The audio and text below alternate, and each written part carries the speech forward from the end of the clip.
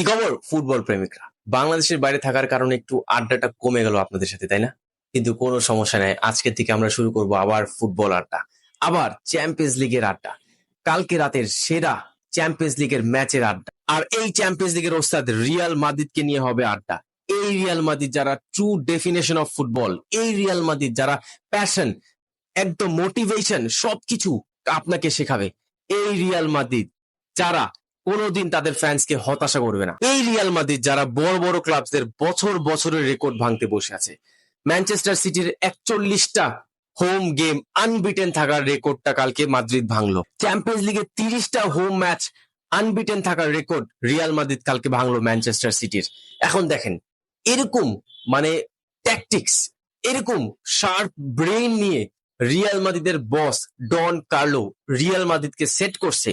মানে ডিসপাইট এরকম ইনজুরিজ, ন্যাচো কালকে সেন্টার ব্যাক খেলতেছে, মিলিটাও ঠিক থাকার পরেও, ইভেন ন্যাচোর বড় বড় ম্যাচে ব্লান্ডার করার হিস্ট্রি থাকার পরেও কালকে ন্যাচোকে চান্স দেওয়া হয়েছে, ন্যাচোকে তাগড়া ট্রাস্ট করা হয়েছে।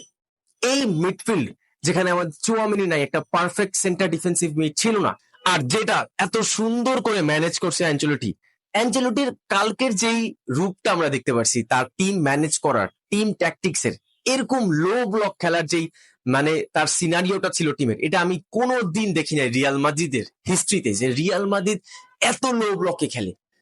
ভিনিসিয়াস জুনিয়র আর রদ্রিগো জেনারেলি লিটারালি মানে করেন এত পিছে খেলছিল, বেলিংহাম থেকেও পিছে খেলতেছিল। তারা একটা মাইন্ডসেট করে রাখছে যে না, আমরা প্রথম গোলটা দিয়ে দিছি, তারপর আমরা আর গোল দিতে দিব না, আমরা গোল খাবো না, এরকম একটা সিনারিও তারা ক্রিয়েট করছিল। জেনারেলি এরকম সিনারিও একটু যারা মনে করেন মানে মিড লেভেলের টিমরা আছে, তারা এরকম সিনারিও ক্রিয়েট করে যে একটা গোল দেওয়ার পর আমরা একদম পার্ক দা বাস খাড়া করাবো, তারপর আর গোল দিতে দিব না। কিন্তু এই জিনিসটা রিয়াল মাদ্রিদের অতটা কাজ করে নাই, আবার কাজ করছেও। যখন আপনি ম্যানচেস্টার সিটির এগেনস্টে খেলবেন, তাদের মতন প্রেস রেজিস্ট্যান্স এরকম টিম খুবই কম আছে। রিয়াল মাদ্রিদও আছে, লিভারপুলও আছে, বাট আমার কাছে, আমি আমার পার্সোনাল চয়েসে আমার কাছে মনে হয় যে সিটি থেকে প্রেস রেজিস্ট্যান্স কোন টিম মানে এই ওয়ার্ল্ডে এখন পর্যন্ত আছে আর কি। তো তাদেরকে, তারা যেইভাবে প্রেস করে খেলে, যেই ফ্লুইড ফুটবলটা খেলে, এখান থেকে তাদেরকে ব্লক করে রাখা through out the rest 85 minutes পর্যন্ত, কারণ প্রথম গোলটা তারা 12 মিনিটে দিয়ে দিছে, তারপর থেকে কিন্তু এই জিনিসটা এত সহজ হয় না আসলে। আরেকটা জিনিস আমরা দেখতে পাই যে ম্যানচেস্টার সিটি কালকে অনেক ভালো ভালো চান্সেস ক্রিয়েট করছে, বাট তারা গোলে কনভার্ট করতে পারে নাই। এখন এখানে আমাদের Haaland, one of the best striker in the world, এখন সে অনেকগুলা চান্স পাইছে, বাট হ্যাঁ কিছু আনলাকি ছিল, তার ক্রসবারে বল লাগা, কিছু কিছু কেসে সে ভালো ফিনিশ করতে পারে নাই। এখন আমি বলবো না যে সে ওই গত ফার্স্ট লেগের মতন হাওয়া হয়েছিল, রুডিগারের পকেটে ছিল, এরকম বলবো না।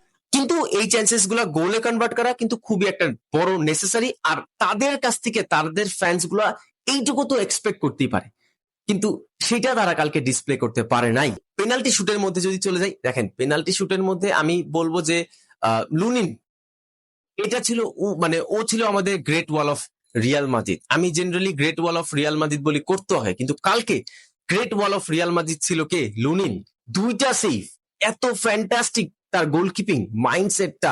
সে প্রথম লেগে বার্নার্ডো সিলভার গোলটা তার মিস্টেকে কিন্তু আমরা খাইছি, কিন্তু সে সেকেন্ড লেগে এই জিনিসগুলাকে সে কি করছে, কম্পেনসেট করে দিছে যে না, আমি দাঁড়ায় থাকবো আজকে, সেই একটা মিস্টেকের ভরপাই আমি আজকে দিব।